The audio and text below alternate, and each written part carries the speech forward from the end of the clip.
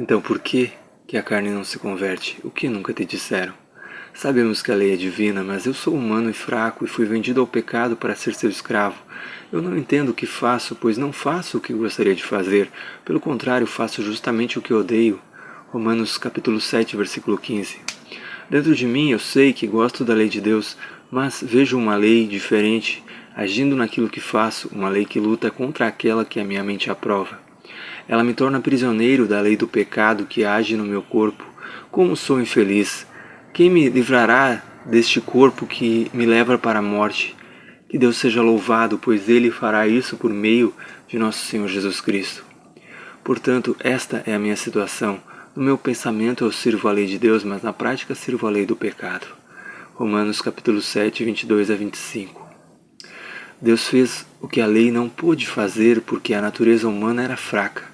Deus condenou o pecado na natureza humana enviando seu próprio Filho, que veio na forma da nossa natureza pecaminosa a fim de acabar com o pecado. Romanos capítulo 8, versículo 3. Por que as pessoas que vivem de acordo com a natureza humana têm a necessidade controlada por essa mesma natureza, mas as que vivem de acordo com o Espírito de Deus têm a sua mente controlada pelo Espírito? Romanos capítulo 8, versículo 5. Porque, se vocês viverem de acordo com a natureza humana, vocês morrerão espiritualmente. Mas se pelo Espírito de Deus vocês matarem as suas ações pecaminosas, vocês viverão espiritualmente. Romanos capítulo 8, versículo 13. Eu penso que o que sofremos durante a nossa vida não pode ser comparado de jeito nenhum com a glória que nos será revelada no futuro. O universo todo espera com muita paciência o momento em que Deus vai revelar o que os filhos de Deus realmente são. Romanos capítulo 8, versículo 19. Um dia, o próprio universo ficará livre do poder destruidor que o mantém escravo e tomará parte na gloriosa liberdade dos filhos de Deus. Romanos capítulo 8, versículo 21. E não somente o universo, mas nós, que temos o Espírito Santo como o primeiro presente que recebemos de Deus, nós também gememos dentro de nós mesmos, enquanto esperamos que Deus faça com que sejamos seus filhos e nos liberte completamente. Romanos capítulo 8, versículo 23. Porém, se estamos esperando alguma coisa que ainda não podemos ver, então esperamos com paciência. Assim também o Espírito de Deus vem nos ajudar em nossa fraqueza, pois não sabemos como devemos orar, mas o Espírito de Deus, com gemidos que não podem ser explicados por palavras, pede a Deus em nosso favor. Romanos capítulo 8, versículo 25 e 26. Em todo o universo não há nada que possa nos separar do amor de Deus, que está em Cristo Jesus, o nosso Senhor. Romanos capítulo 8, versículo 39. Me chamo Jorge Diesel e seja qual for a hora que você estiver vendo esse vídeo, ouvindo minha voz, sejam bem-vindos. Então, como conciliar tudo isso? Orgulhoso, a expectativa de Paulo era conseguir ser perfeito. Dizia seguir nessa direção, mas não que o havia alcançado, conforme Filipenses capítulo 3, versículo 12. Ele lutava, esmurrando o próprio corpo, para não ser desqualificado, conforme 1 Coríntios capítulo 9, versículo 26 e 27. Foi o único homem que disse ter recebido um espinho na carne para não se ensoberbecer com a excelência das revelações que recebeu, 2 Coríntios 12, versículo 7. Somos imperfeitos, falhos, pecadores. Claro que isso não é um destino, é um ponto de partida. Mas enquanto estamos aqui, convivemos, percebendo ou não, com uma batalha entre duas naturezas, a física e a espiritual. O cérebro não mede esforços para realizar suas tarefas de forma habitual ou do jeito que conseguir, convenientemente o mais fácil e mais rápido possível, não importando as consequências, apenas o resultado imediato. O que é muito bom para a manutenção da vida, algo que é feito inconscientemente. Mas normalmente, o inconsciente pode fazer às vezes de vilão sem saber, pois a consciência, a alma, pensa sobre o que está fazendo e conclui que muitas coisas feitas só por necessidade imediata, sem se importar como consegue, não são tão importantes ou contendem ou a alma deixa de se importar e se corrompe.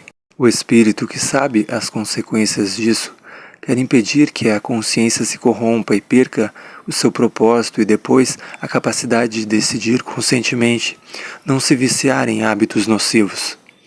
Pois o nosso espírito continua depois, o corpo físico não, a alma sim ou não, pois uma alma corrompida não o encontra e acaba presa sem o corpo físico que acabou o seu ciclo. Em outra oportunidade posso esmiuçar um pouco mais sobre espírito, alma e corpo, mas às vezes, inclusive, uma qualidade pode ser um grande defeito e um defeito uma grande qualidade, pois a rebeldia é como o pecado de feitiçaria, a arrogância como o mal da idolatria, nos diz em 1 Samuel capítulo 15, versículo 23a. Porque o Senhor, contudo, disse a Samuel, o profeta: não considere a sua aparência nem a sua altura, pois eu o rejeitei. O Senhor não vê como o homem vê a aparência, mas o Senhor vê o coração. 1 Samuel capítulo 16, versículo 7.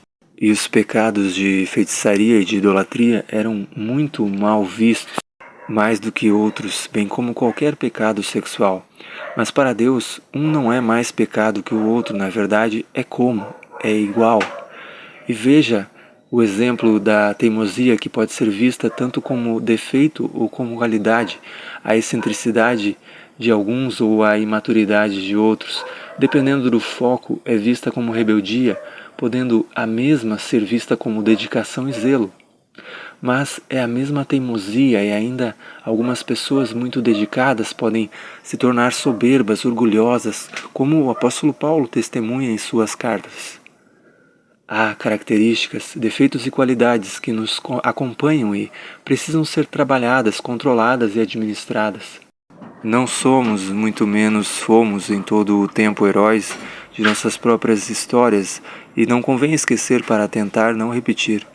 O pecado tenazmente nos assedia, mas se cairmos, precisamos lembrar que temos advogado e que ninguém vai se perder por cair só se decidir aceitar permanecer caído. A natureza humana é fazer coisas repetitivas, manter hábitos e costumes independente do que sejam, mas principalmente coisas que satisfaçam de forma imediata e atendam ciclicamente o que o cérebro entende como necessidades do corpo. Nem diferencia o que é um vício do que é uma forma cotidiana de liberar dopamina. Para ele só está buscando sua motivação diária ou sensação de prazer, também necessária ciclicamente. Inconscientemente, o cérebro executa suas tarefas, entre elas a fabricação de hormônios que interferem no seu próprio funcionamento. Para ele, a forma que encontra não faz diferença, pode ser tanto por meio de pecados ou até mesmo buscando a Deus. Ele não analisa os pensamentos e por que age, apenas age. É presumível que está todo mundo realizando suas tarefas diárias, desenvolvendo projetos pessoais, familiares e de trabalho para alcançarem metas, viver de forma cômoda, se distrair, ter prazer e descansar. No entanto, muitas pessoas se encontram longe de poder realizar estas coisas consideradas básicas e é difícil para quem não está doente e seu corpo funciona adequadamente como um relógio. O cérebro consegue executar suas tarefas praticamente só de forma inconsciente ou pelo menos tomando uma quantidade mínima de remédios. Consegue conviver com suas dificuldades. É, por vezes, difícil enxergar as dificuldades dos outros com empatia.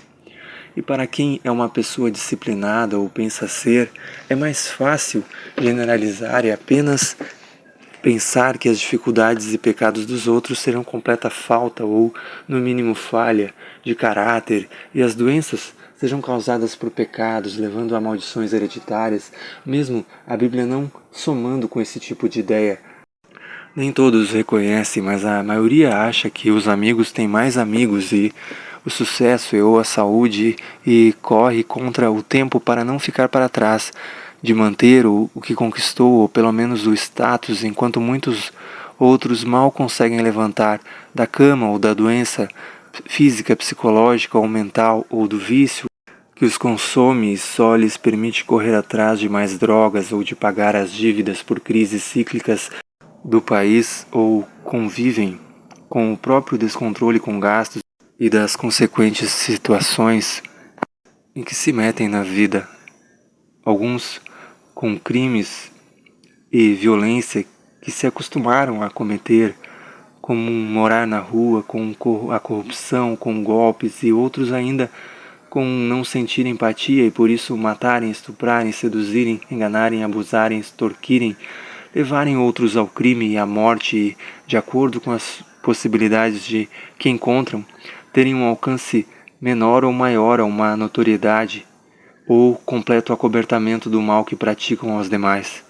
No Brasil atualmente o mar não está para peixe para a maioria e até empresas pequenas e grandes estão dando férias coletivas, diminuindo a produção ou fechando unidades ou até falindo por causa de mais uma crise, muitas vezes evitável, porém cíclica, por causa da globalização do empobrecimento injustificável, mas aceita como inevitável de erros políticos, econômicos e corrupção que alguns querem que pensemos que é coisa de brasileiro, para que aceitemos uma escravidão maior, imposição indireta de terapias experimentais e efeitos colaterais como mal súbito, trombose, ataque do coração, para eliminar uma doença que duas nações se acusam mutuamente de ter criado, mas que pessoas diagnosticadas morreram e na autópsia não se encontrou o tal vírus e líderes fingem tomar uma injeção e agora eles mesmos nem precisam mais apresentar prova alguma de que passaram pelo experimento, enquanto muitos ricos não pararam de trabalhar e ficaram mais ricos enquanto diziam que aos que ganhavam menos, fiquem em casa e fiquem mais pobres, enquanto alguns trabalhadores ditos essenciais, entre aspas, tiveram que manter tudo funcionando e muitos foram obrigados a participar da terapia experimental.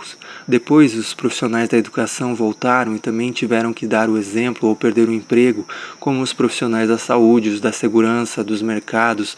A escravidão pode ser direta ou indireta e tem vários níveis, de forma que a maioria não perceba. O governo autoriza cada vez mais agrotóxicos, o produtor sabe que está colocando veneno nas plantas e nos rios após as chuvas, mas quer também produzir mais, pois tem seus próprios problemas para se preocupar, mesmo que isso cause deformações genéticas e outros problemas em futuros bebês.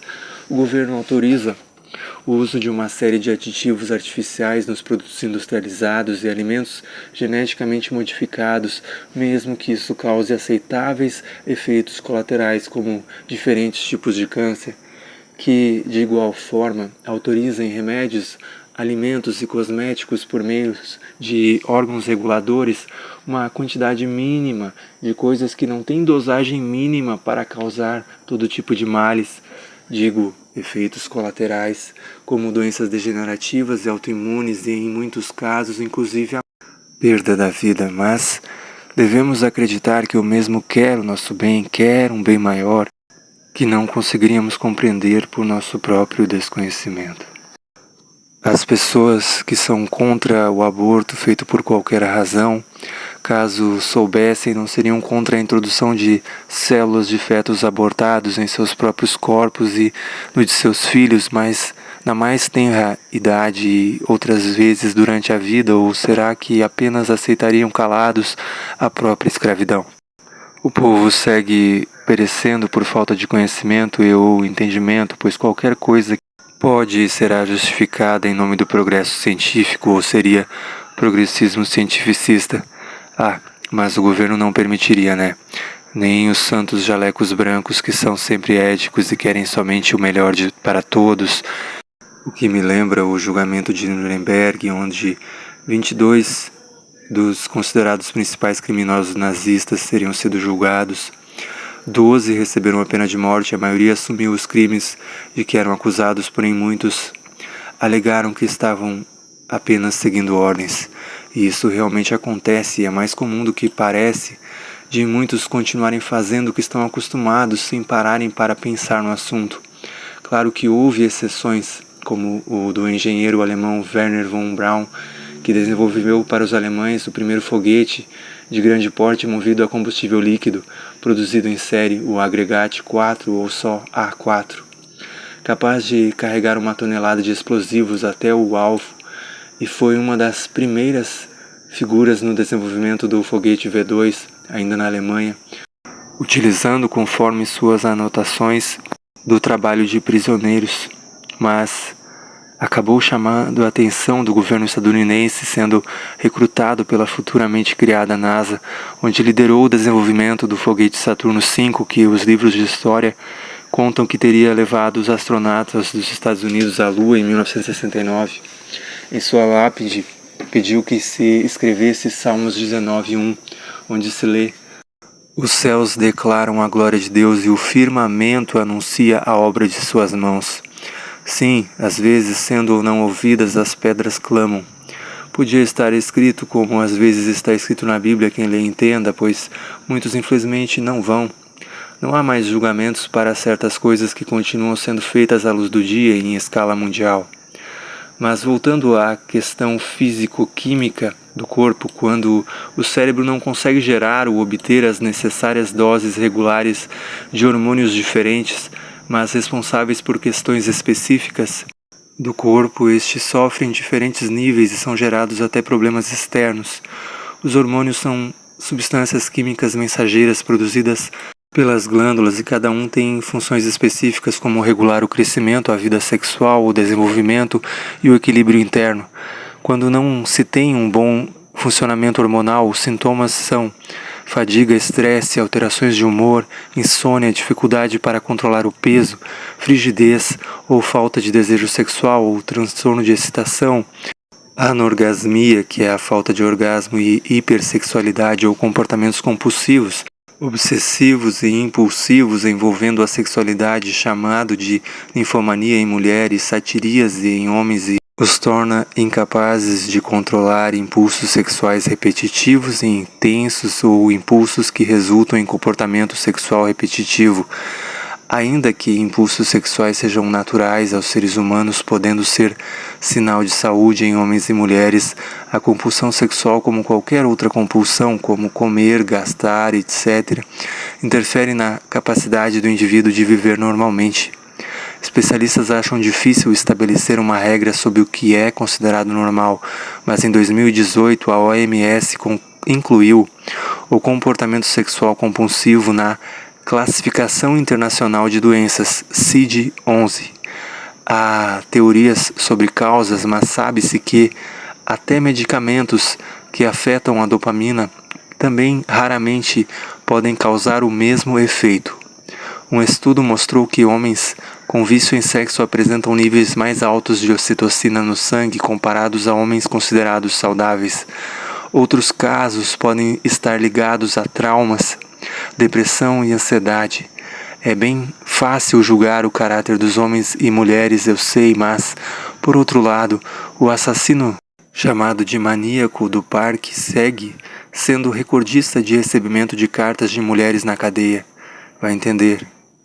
Lembro que, certa vez, numa integração ministrada numa empresa que trabalhei, foi falado, em tom de brincadeira, que o barulho comum nesse trabalho podia causar em algum momento alguma dificuldade na hora do sexo. Homens têm alguns hormônios liberados na adolescência e causam um rebuliço, mas o principal hormônio masculino é a testosterona e costuma ter uma liberação constante em um indivíduo saudável. Já as mulheres têm a liberação dos hormônios chamados femininos, progesterona, estrogênio e até a testosterona, os quais têm diferentes funções no organismo da mulher, regulando a menstruação, a libido e atuando na gravidez e na menopausa, e de forma cíclica. Ou seja, o hormônio que é associado à dopamina promove o impulso e o desejo sexual tanto em homens quanto em mulheres é o mesmo, a testosterona. A diferença na libido não é emocional ou de maturidade, mas o que nos homens a liberação saudável do hormônio é constante, já nas mulheres a liberação do mesmo é cíclica, gerando altos e baixos, o que tem exceções, claro. Mas por isso é mais fácil as mulheres se acostumarem sem sexo do que os homens, e pode fazê-las rir desse tipo de piada sobre dificuldade para fazer sexo, coisa da qual um homem não teria por que achar engraçado. São seres diferentes e quando em sintonia funcionam muito bem juntos, mas quando não, não. Seguindo, vamos falar sobre as principais glândulas e os hormônios que elas produzem. A hipófise fica no cérebro e regula as glândulas suprarrenais, os testículos e ovários. Controla a liberação de 2 hormônios necessários para as grávidas. A ocitocina, importante no trabalho de parto e na moderação das sensações de prazer e afetividade em homens e mulheres. E a prolactina, importante para a lactação, a produção de leite materno. Também produz o hormônio do crescimento. A deficiência deste pode causar em crianças nanismo e o excesso gigantismo ou crescimento exagerado. Em adultos, a reposição desse hormônio causa redução da gordura corporal e aumento da massa magra, entre outros. A tireoide produz os hormônios a triodotironina, T3, e a tiroxina, T4, que controlam a velocidade com que as funções do corpo progridem, dentre eles os batimentos cardíacos, as transmissões cerebrais, a temperatura corporal, o metabolismo, o consumo de energia, influenciam no ciclo menstrual, ainda que o controle deste seja feito pela hipófise já mencionada, entre outros, e tem influência no humor, memória, concentração, raciocínio, etc. No hipotiroidismo, ou fraca atuação da tireoide, o sistema imunológico, em vez de ajudá-la, a ataca, evidenciando a falta de consciência do cérebro, pois ao ser atacada, ela perde completamente a capacidade de produzir hormônios regulados por ela. Pode ser causada também por alguns medicamentos. Os sintomas são ritmo do coração irregular ou lento, pele grossa, seca, fria e pálida, fraqueza, letargia, fala lenta, edema nas pálpebras, sensação de frio, diminuição do suor, edema facial, cabelo seco e sem brilho, perturbações de memória, constipação, ganho de peso, perda de cabelo, dificuldade de respirar, nervosismo e falta de apetite. Já no caso do hipotiroidismo, ou produção de hormônios em excesso, pode acelerar o metabolismo, causa perda de apetite, intolerância a temperaturas quentes, intestino solto, fraqueza nos músculos, queda de cabelo, perda de cálcio nos ossos, entre outros problemas. Uma crise causa taquicardia, mais de 140 batimentos por minuto, fibrilação arterial, febre acima de 40 graus, suor persistente, tremores, agitação, inquietação, confusão mental e diarreia e até insuficiência cardíaca e infarto agudo do miocárdio. Os ovários produzem o cortisol, a adrenalina e a noradrenalina. O cortisol é também conhecido como hormônio do estresse. A sua baixa produção deixa o corpo sensível a dores e causa maior sensação de cansaço. Como é responsável por manter o corpo alerta, uma pessoa com problemas de sono tende a produzir mais cortisol, mantendo-a acordada e sem descansar. A adrenalina e a noradrenalina também são produzidas pela glândula suprarrenal e atuam no sistema nervoso, ativando os mecanismos de defesa diante dos momentos de tensão e estresse. Eles preparam o corpo para a ação de algo. Os hormônios leptina, produzida pelas células gordurosas e adipócitos, e a grelina, produzida pelo estômago, têm um papel conjunto importante na função de saciedade e controle de peso corporal. A grelina está ligada à fome e a leptina é responsável pelo controle da ingestão alimentar e o aumento do gasto energético, além de regular a função neuroendócrina e o metabolismo da glicose e de gorduras. Quando não estão em bom funcionamento, podem provocar ou contribuir com a obesidade. Teoria minha, talvez a causa e a solução da diabetes passem por uma análise profunda desses 2 hormônios. Estima-se que as glândulas endócrinas produzam cerca de 50 tipos de hormônios, alguns ainda em fase de estudos. A insulina é produzida pelo pâncreas e ajuda no transporte da glicose pelo fígado, aumenta a captação desse hormônio nos tecidos adiposo e muscular e regula o metabolismo dos carboidratos, gorduras e proteínas. Na diabetes tipo 1, o sistema imunológico ataca o pâncreas e este perde a capacidade de produzir insulina. A glicose se acumula no sangue sem se transformar em energia, sendo necessária a reposição regular do hormônio. No diabetes tipo 2, o pâncreas produz insulina insuficiente para o controle glicêmico. Uma dieta equilibrada somada só em alguns casos ao uso de medicamentos é utilizada nesse caso. Algumas mulheres desenvolvem gravidez gestacional, ou seja, apenas nesse período podem precisar fazer uso de insulina. Os sintomas comuns são a fome e a sede frequentes e o aumento expressivo da frequência urinária, emagrecimento rápido, fraqueza, confusão mental, cansaço constante, mudanças de humor, náuseas, vômitos e halitose cetônica, hálito de acetona. O diabetes tipo 2 causa formigamentos nos pés e mãos, infecções no trato urinário frequentes, infecções de pele, feridas que demoram a cicatrizar e visão embaçada. As principais complicações agudas do diabetes são a hipoglicemia e a cetoacidose diabética.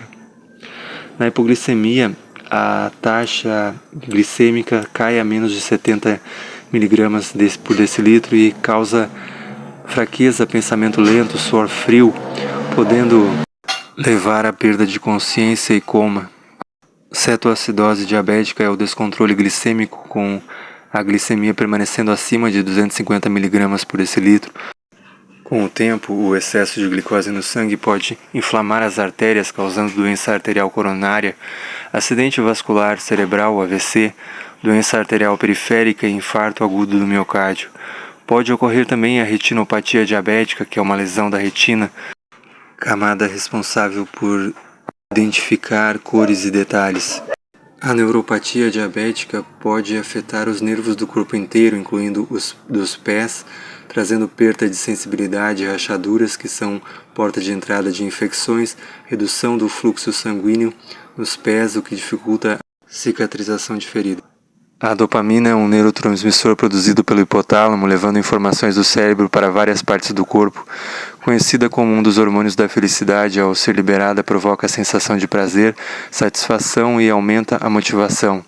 Está ligada à libido e ao desejo sexual, aumenta os níveis de memória e atenção, auxiliando no controle dos movimentos, promovendo a saúde do intestino e contribuindo para o aumento da massa muscular. É usada no tratamento de distúrbios neurológicos e psiquiátricos como doença de Parkinson, esquizofrenia e TDAH, transtorno de déficit de atenção e hiperatividade. A deficiência desta é um dos fatores neuroquímicos que pode estar ligado à depressão. Também está relacionado à saúde intestinal.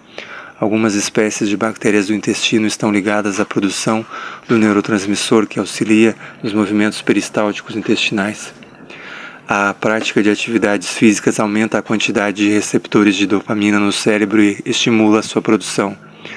Ajuda a motivar os treinos, reduz a fadiga e o cansaço. Níveis adequados favorecem a hipertrofia muscular.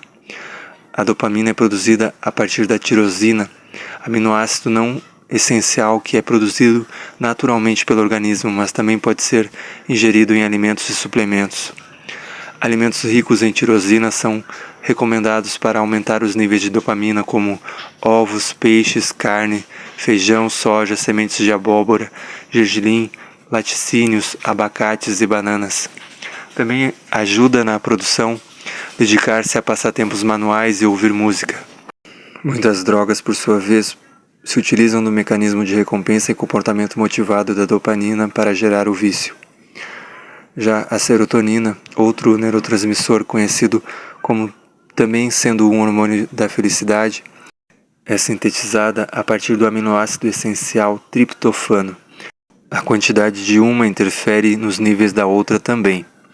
A serotonina regula o humor, o bem-estar, a ansiedade, o sono, o apetite, o ritmo cardíaco, a temperatura do corpo, a sensibilidade e funções cognitivas.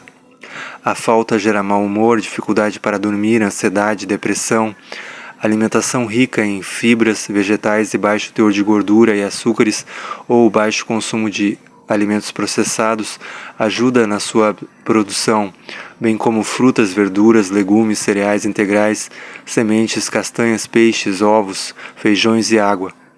Excesso de serotonina causa hipertensão arterial, febre, suor, calafrios, rigidez muscular, batimentos cardíacos aumentados, dentre outros. O cérebro é obediente aos hábitos, não os pensa, apenas age. Não se converte, não se arrepende, não sabe a diferença entre sua busca natural por hormônios neurotransmissores necessários às atividades que costuma executar e o que é causado por um vício. Recebe como uma antena informações que não se encontram nele se for aberto. A alma tem a função de ser a consciência, ainda que incompleta e imperfeita, do que ocorre conosco só quando decidimos conscientemente pensar, analisar e se autocuidar e se responsabilizar por si mesmo. É que ela consegue executar realmente essas necessárias funções. O que o apóstolo Paulo chamou de carne é o cérebro instintivo e escravo do hábito, da ação de fazer o corpo funcionar da melhor forma que puder. Mas claro, não isento de erros, muitas vezes até provocados por causas externas, como doenças autoimunes. Ele não é necessariamente o vilão, mas também não é o herói. Precisa da ajuda da alma para ser consciente e não agir no automático, mas deixar de ser assim porque é assim, porque sim, mas reconhecer que precisa de ajuda e que não ser responsável por suas ações não o exime da culpa. O desconhecimento e a prática por costume ou apenas seguindo ordens não isenta quem o faz. Arrependimento e aprendizado podem ser estranhos à carne, mas completamente necessários. Essa história de só me arrependo do que não fiz é apenas sinal de alerta de tempestade no horizonte. O cérebro precisa da ajuda de uma alma arrependida de viver pisando fundo sem pensar e disposta a mudar, mesmo que não seja algo fácil. Mas enquanto há vida, há esperança, é tempo de mudar de direção e voltar para casa, recebendo a ajuda de Jesus, o irmão mais velho, que nos deu acesso ao Pai, e do Espírito Santo que nos auxilia em nossas fraquezas, sem esquecer de conscientemente ajudar o corpo na produção ou reposição dos hormônios necessários para o equilíbrio interno, coisas que, se ele estiver bem, o faz inconscientemente, mas conscientemente não sabe de nada e precisa de ajuda. Ter compaixão dos outros, perdoar quando erram conosco ou com outros, amar apesar dos defeitos, pois amar é diferente de gostar, que é algo condicional, não é normalmente uma atitude espontânea, se faz necessário ponderar o assunto e pensando como quer ser tratado por Deus e tratar o outro de igual forma. Pois os pecados de um, mesmo que diferentes, diante de Deus são iguais os do outro. Se faz necessário não se achar melhor nem pior do que o outro. Julgar todo mundo igual é uma generalização discriminatória que precisa ser evitada. Veja o seguinte exemplo. Atos dos Apóstolos 10 nos fala de um centurião chamado Cornélio. Ele e toda a família eram piedosos e tementes a Deus.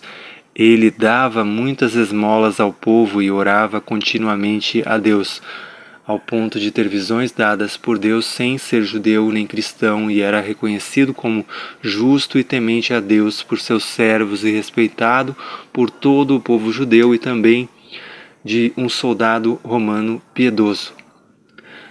Pedro foi ao encontro de Cornélio após ter uma visão e a interpretar como afirmou: "Você sabe muito bem que é contra a nossa lei um judeu associar-se a um gentil, a um não-judeu, ou mesmo visitá-lo, mas Deus me mostrou que eu não deveria chamar de impuro ou imundo a homem nenhum.